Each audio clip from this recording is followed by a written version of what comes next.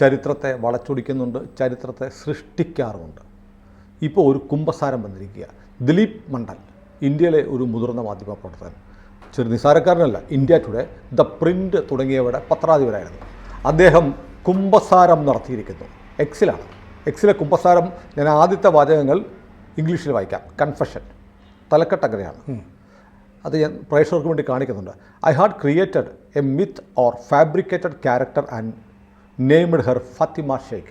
ഞാൻ ഒരു മിത്ത് അല്ലെങ്കിൽ വ്യാജ കഥാപാത്രത്തെ ഉണ്ടാക്കി, എന്നിട്ട് അതിന് പേരിട്ടു ഫാത്തിമ ഷെയ്ഖ്.